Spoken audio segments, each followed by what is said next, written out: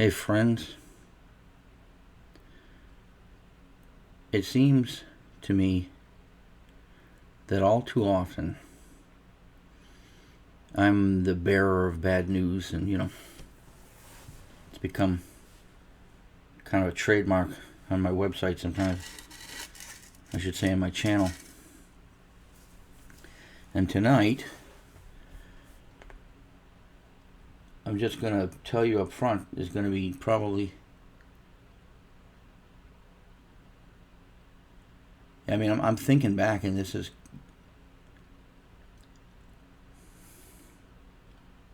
for me personally, this is the saddest video I will ever have made. And I think that it will be the last sad video that I have to make for some time. I hope. But I will tell you that I already made a video about this. I recorded it and rewatched it and felt that it was just too unbearable even for me to watch. So I gave it a few days, and I'm going to try again. Try to avoid the mistakes that I made in the first recording. The fact is, on Saturday, May the 6th of 2023, the single best friend that I've ever had in all my life passed away. The words still don't really seem real to me. It's like they're coming from someone else's mouth. But my cat Benny, who you've seen in a lot of my videos, kind of walking through and being funny and whatnot, died of kidney failure. I had to euthanize him because God wasn't taking him fast enough, and he was beginning to suffer. I couldn't have that. The long story made short basically is that 2 years ago, a veterinarian told me that Benny was in kidney failure, which is not uncommon, I guess, to his type of breed. And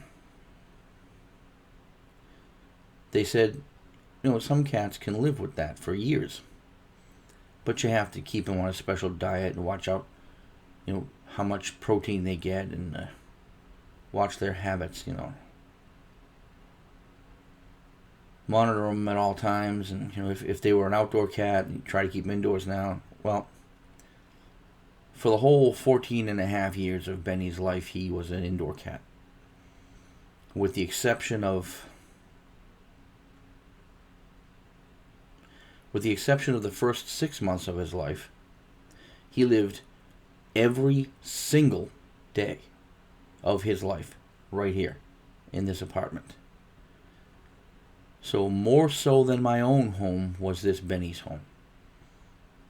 And up until a couple of years ago, it was, the home of him and his mother, Swee'Pea, and his sister, June. June having died first on Thanksgiving Day of 2020 of cancer. Again, euthanized before she began to suffer. Tough decision that day. The hardest one up to date on that day.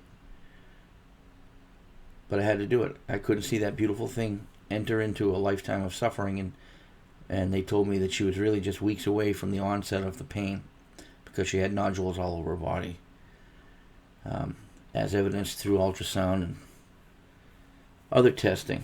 And then the following June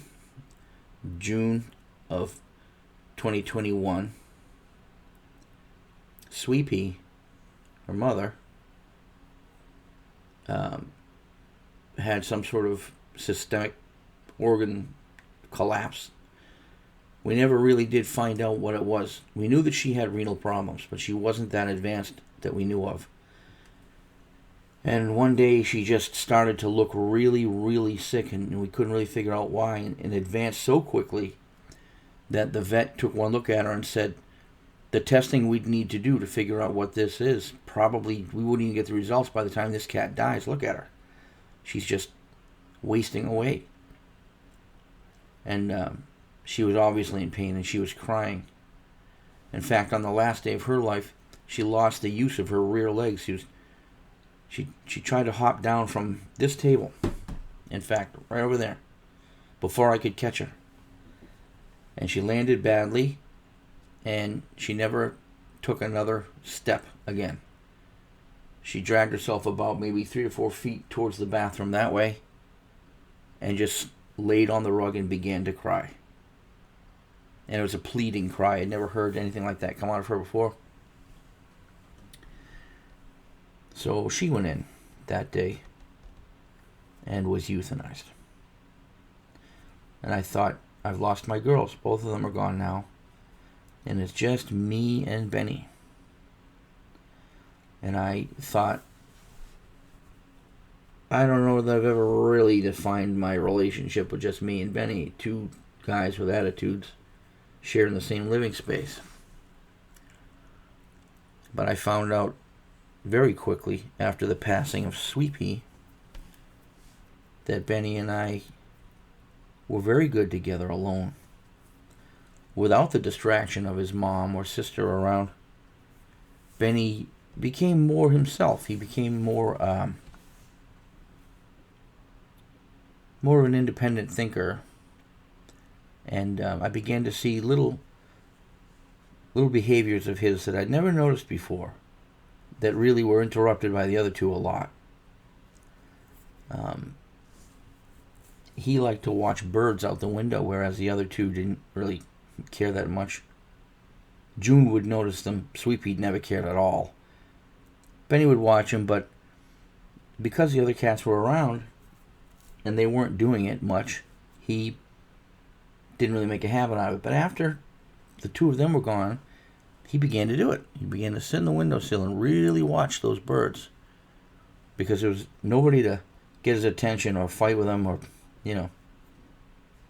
just one of those little things.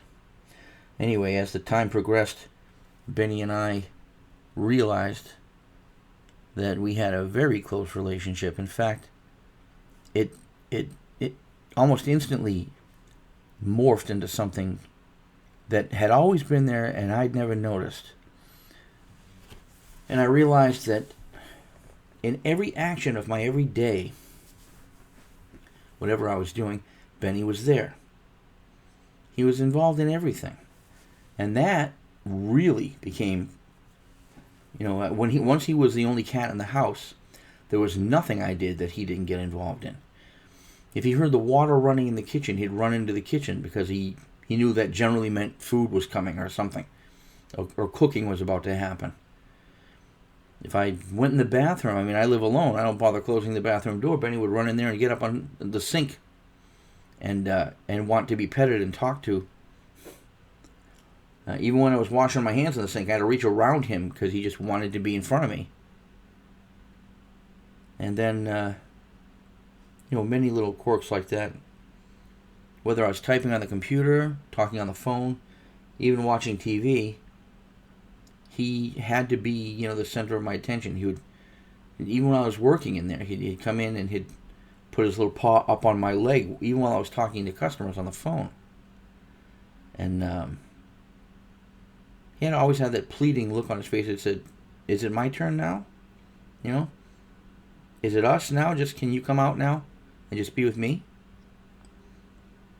Well, when my day was over, my work day was over, and we had had dinner, and most of the tasks of the day were completed, and I was going to relax at night. Oftentimes, this very office chair right here is where I would relax, because even if I wasn't watching videos on the computer or writing something or emailing or whatever I was doing, even if I wasn't using the computer, I would turn the chair, all the way this way. I would recline back, and I'd put my feet up on this smaller chair next to me, like a kind of like a hassock, and I'd be mostly reclined. Benny would then come up and jump up, or at least put his paws up on my thigh, so I knew he wanted to come up. I used to ask him that. What do you want? Up? You want up? He knew what that was, and he'd stretch his paws out when I said that. I'd get him under the armpits and put him on my belly. He would lay on my belly, and we were this way, so his head was toward the computer, and he had the cutest habit of extending his left front paw out and putting the palm of his paw on the arm of the chair right here, all the way fully stretched out with his paw on the arm of the chair. Once his paw was there and his arm was tightly, like holding his weight up, like he was about to slide off but stopping himself, that's when he would consider that the comfortable position. His other little hand would go up underneath his chest like this, and he'd put his little bottom down, like, sitting down, and his tail would hang off the other side of the chair, and he would put his head down like this, with his arm out, waiting for my right hand to cover his forehead like that, so that only his snout was exposed, and then my thumb, I would start rubbing the front of his forehead, right there, just like that, slowly, and he would push his head into my hand to show me how much he liked it. And it was the only time Benny ever purred. Maybe he purred at other times, but he didn't purr loudly, so you could feel it. I could feel it on my hand, him purring, as I did that. And he would go to sleep, and sometimes a little drool would come out. That was his thing. That was his favorite thing, to be in a big fat guy's warm belly, with his head cupped, and my other hand stroking his back slowly like this. Slowly, little feather strokes. He loved that. Couldn't get too rough with Benny, because he was a skinny cat his whole life. But if you stroked his fur lightly like that, he was in heaven. And that was Benny's favorite thing. That, and, of course, pre-cooked boiled shrimp. That was his number one thing. But Benny got sick. It must have been about 6 weeks ago, maybe 2 months. I began to notice that the normally thin Benny was abnormally thin. And I knew the day was coming, because 2 years ago they told me that he had kidney failure. They gave me special food for him to eat. He hated it. I bought a whole bunch of it. I couldn't get him to eat one can. I think he got through half a can and said, "Nope, that ain't for me." And I must have wasted about 10 cans trying to feed it to him. He wouldn't accept it.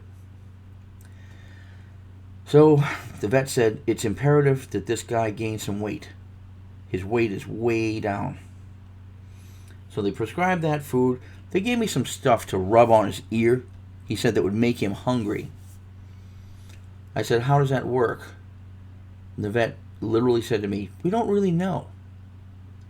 We just know that when you put it on the skin of the ear, they become very hungry very quickly. He goes, it might cause a little erratic behavior too, but don't worry, he'll just want to eat. I said, so you're telling me my cat, whose organs depend upon controlled food intake, is going to get something rubbed on his head that's going to make him wildly eat anything I put in front of him? The vet said, well, don't look at it like that. I said, how's there to look at it? I said, the quality of a cat's life. Cats are animals of adventure and leisure. They're not business people. They're not YouTube presenters. They're not musicians. What they do is explore and have fun and eat stuff and make kittens. That's what cats do. And they love people, some of them. The ones I've had have always loved people. Benny loved people. So I told the vet, I'll give it a try, but I never did. And Benny ate what he wanted and in the quantity that he wanted, when he wanted, and that was for the rest of his life. I made a choice that day, those couple of years ago, when I said, I'm going to let him, I'm going to let him call his own game, Some people say, oh, it's in God's hands. No, it was in Benny's hands. Me as his friend, I triaged, between the uncomfort of what they wanted me to do for him and the joy of him getting what he wanted. And I decided that a few years, maybe, hopefully, of him being happy outweighed another 5-6 years of him being forced and probably not being happy or as happy.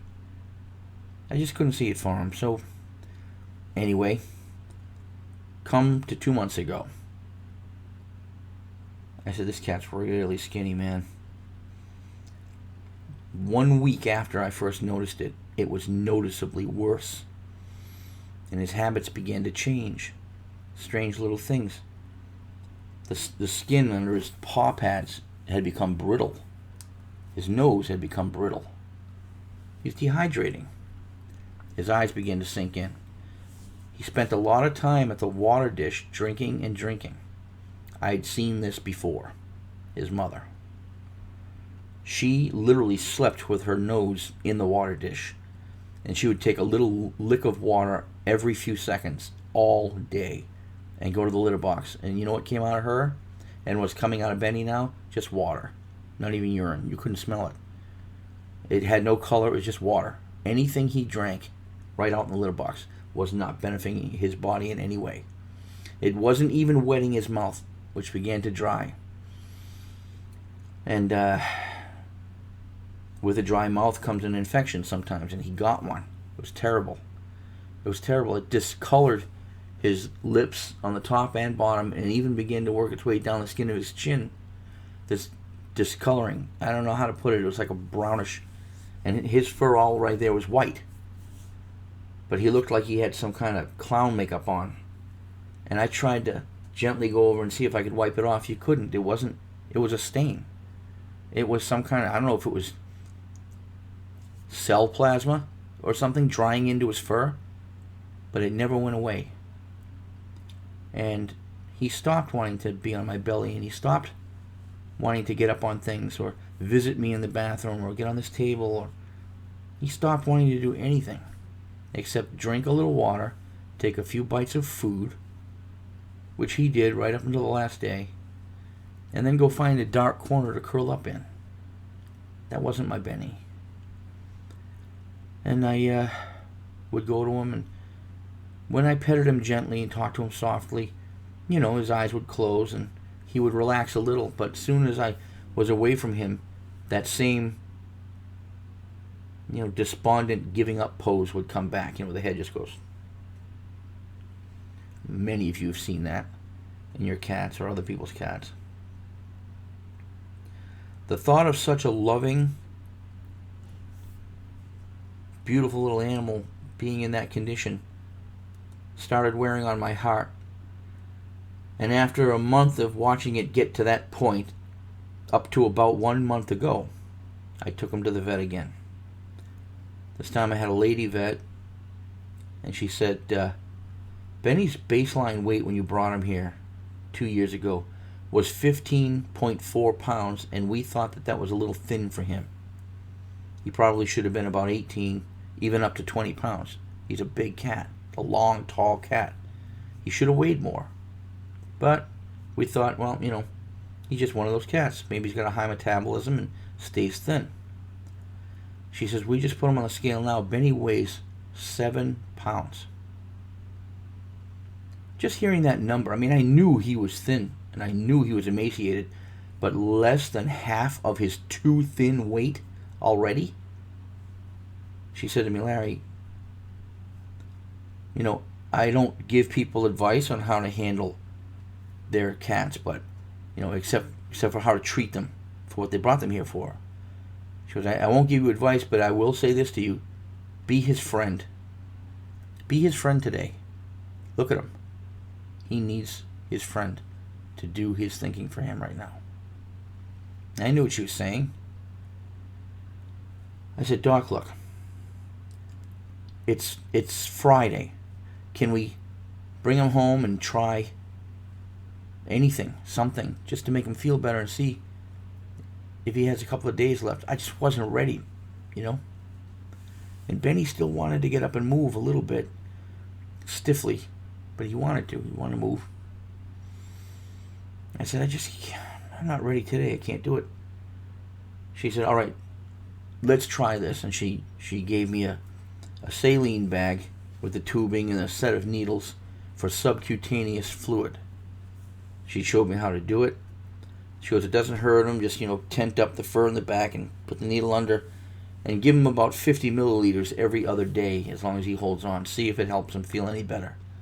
The fluid under the skin. And I did it. I did it the next morning. I did it Saturday morning. Benny looked pathetically miserable. Pathetic. His eyes didn't even say I love you anymore when he looked at me. They said nothing. His eyes barely looked at anything. And when I put that needle under his fur, I cringed because I thought, this is going to hurt him, and I don't want to hurt him. And he reacted zero. Not at all. He just let me do it. I put in 50 milliliters, took the needle out, petted him, didn't even react. It's like I hadn't even been there through that whole event. He hadn't been there, just looking down. And so I watched the little hump of water under his skin slowly begin to absorb in and dissipate. And I saw no change in him. No change at all. The vet warned me that if he's in 100% kidney failure, then even water under the skin won't help him at all. His kidneys are not putting it in his blood. That's where he needs it. If you want to leave him here overnight for IV fluids, to get some fluid into his blood, she said, I don't even think he'd make it through the night. So that's what she told me when she sent me home. So here it was Saturday, and the whole morning was spent with me following him wherever he went, which wasn't very many places. And then the final behavior started. The final behavior was when he stood up, and I said, he's going to walk somewhere. Let's see, maybe he's going to rally, maybe he feels better. And he just listlessly, with no strength, with no balance, just turned slowly and went over to my kitchen door, which exits the apartment. And he just went on the door. I'm like, Ben, what do you want? What do you want to go outside? I was kind of, whenever he wanted to go out in the hallway, that's the way I would tell it to him. That was his outside, the hallway. You want to go outside? And he didn't prick his ears up and look at me like he normally would when I told him something that he understood, like, you want to go outside, you want something to eat, you want shrimp. These little words that he understood, he'd look at me. This time, hey, Benny, you want to go outside? Ben? You want to go outside? Like a robot, like a zombie. I opened the door for him. I let him go out there.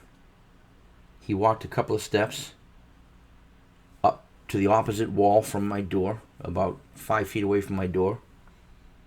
And he just laid down against the wall, his back against the wall. Again, eyes looking at nothing. Head just drooped. And I said, that's what he's done. He's, in his own little way, he's run away to die somewhere. And so I called my sister Lisa. I said, I think this is it. She said, didn't he just go to the vet yesterday? Didn't they do anything for him? I said, they did everything they could for him. They even gave me, subcutaneous fluid for him, which did nothing. She said, oh, Larry, I'm going to drop what I'm doing, and I'm coming out there. My sister is a trooper, and she did. She came right out. She's several towns away, and she was hearing a heartbeat. And I gently, just before she got there, he got up again. And these were the last steps he ever took. He got up and he began to walk the perimeter of the rectangular enclosure of that piece of lobby out there. Because there's a fire door at either end of it. About there's like a fire door, and then like 20 feet and there's another fire door. And he was walking right along the wall. Walking like you would walk across the desert after a month in the sun, That's how he was walking. And I stopped him, and I gently picked him up, and he was like a feather. I mean, like a feather. I put him in his carrier. Lisa drove, and we went to the emergency animal clinic across town from me, where I had brought his sister and his mother prior to him. They brought us to the same room. Well, at least the same room as his mother. I don't know if it was the same one as his sister, because that was a couple of years ago. It may have been. But the same couch that I held his mother on as her last gaze into my eyes went dull. I held Benny close, and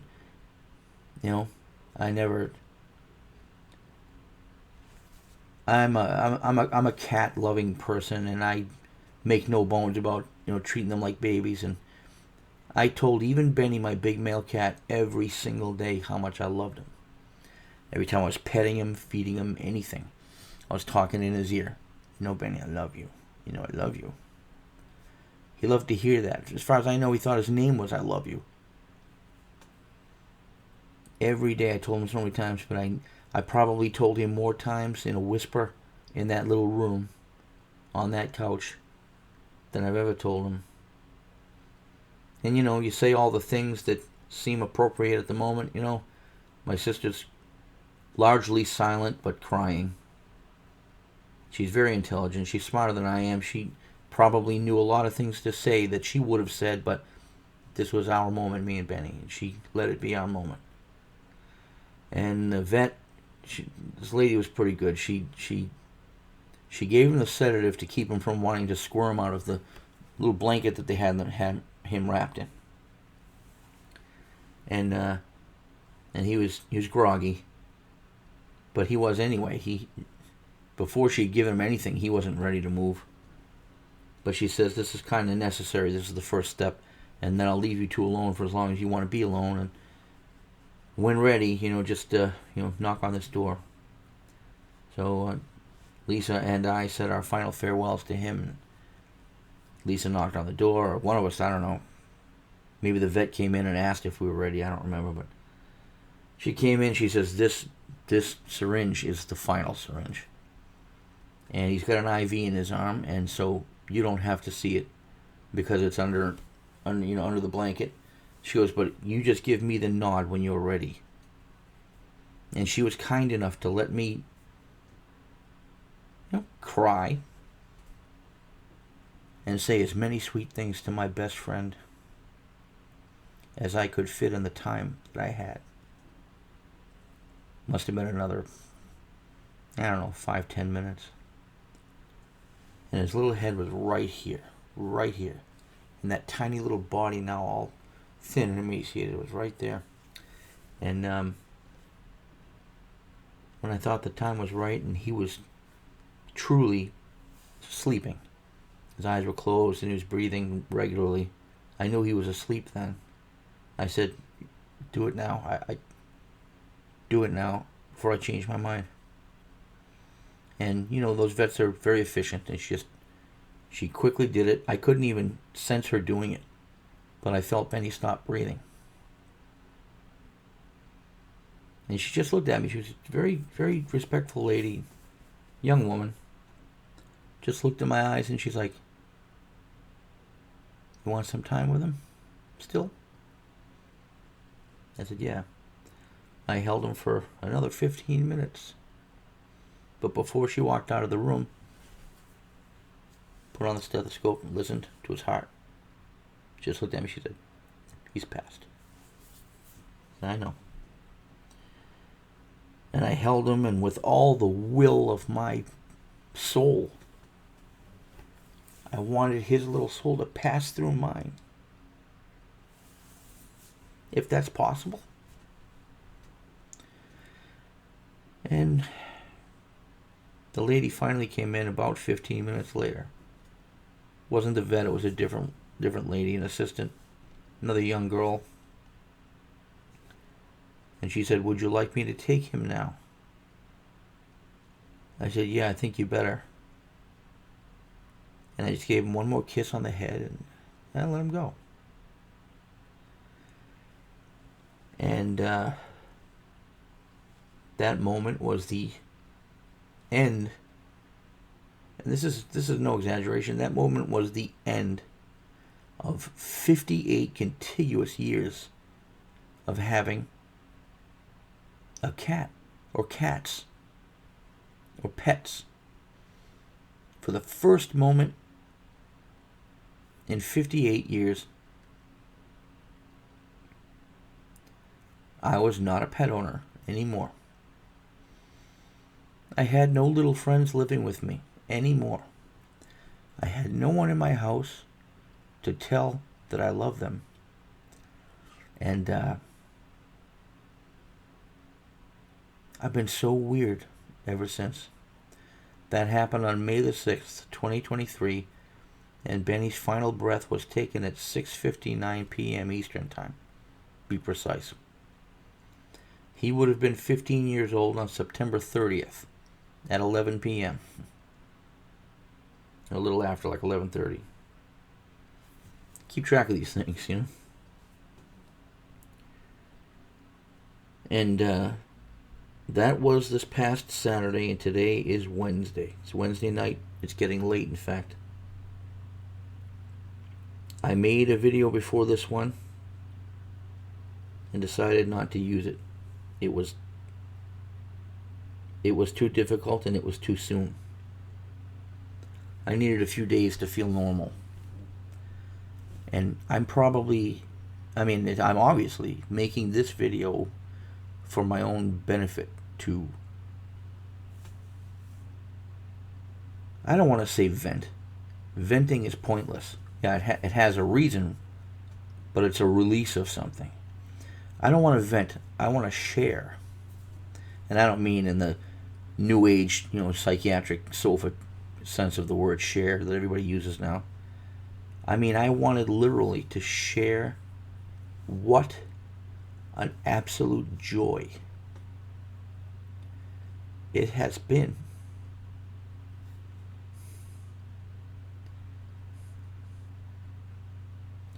to have my 3 cats with me all that time, and to realize in the 11th hour that Benny was the best friend I've ever had.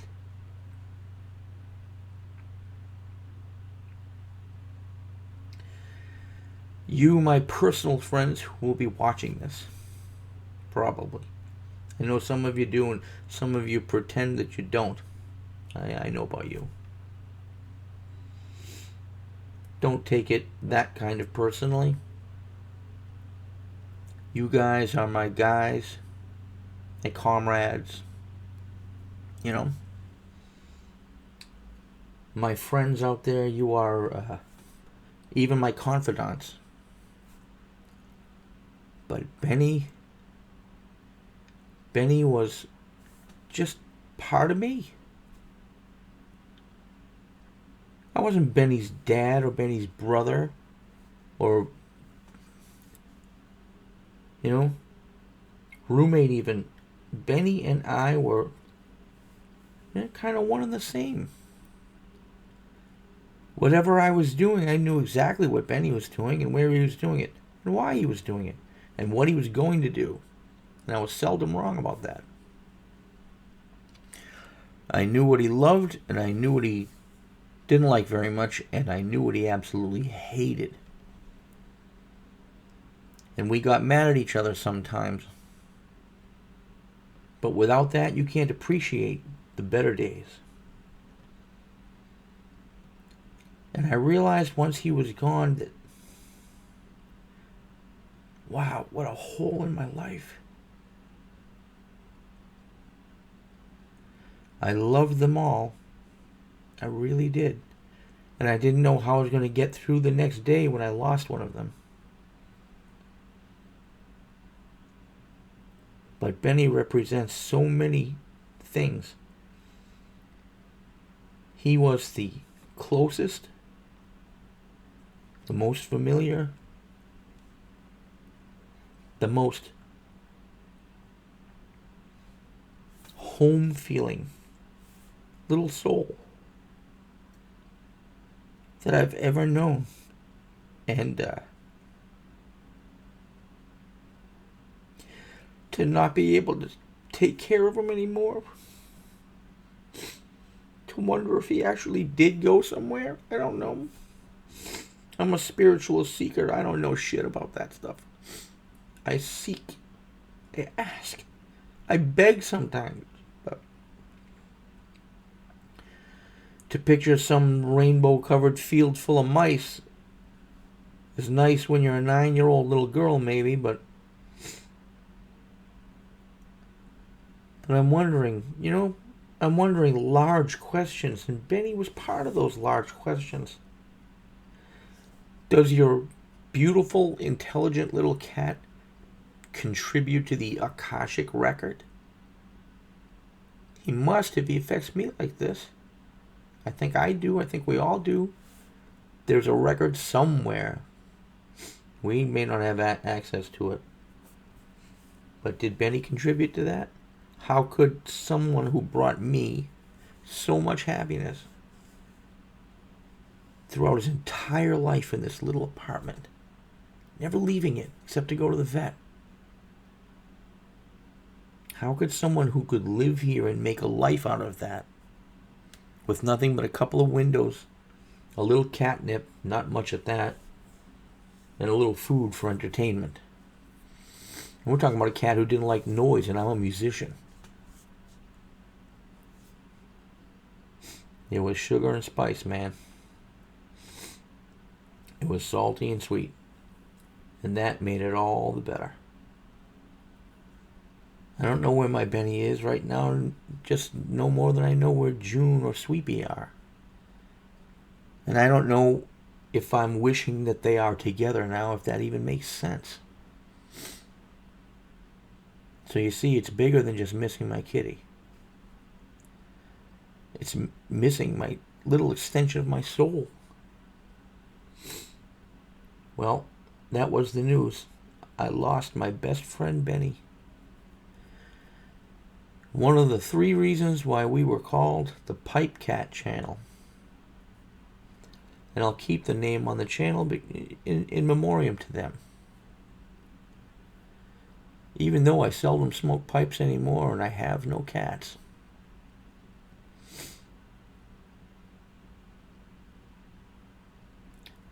Consider my channel the evolution of a average guy seeking the spiritual meaning of it all. Sure, there's going to be a lot of happy content coming. But for today, I just needed my friends to hear this story, that's all. If you made it all the way through this, then God bless you and thank you. So love your little people you have around you. Feline, canine, and human. Or otherwise. Birds, lizards, whatever you got. If you're responsible for a little life, really try to experience it before you lose it. Explore the meaning of it and how it compares to the meaning of yours. Why did they find you? Why do you have them? What makes you love them just so much? I think if you seek those answers, you'll be a happier person. I found way more happiness and satisfaction through Benny and Swee'Pea and June than I have through people. That's saying something because I got some really good friends. Anyway, that's it. This has been a very, very long and sad video and hard for me to get through. But I wanted to chronicle the last days of my Benny's life. And thank all of you for subscribing to the PipeCat channel. On behalf of the cats and myself. And I'll talk to you in a happier time very soon. Got to get through this. But thank you for watching. Thank you for understanding. And Again, may your God bless you.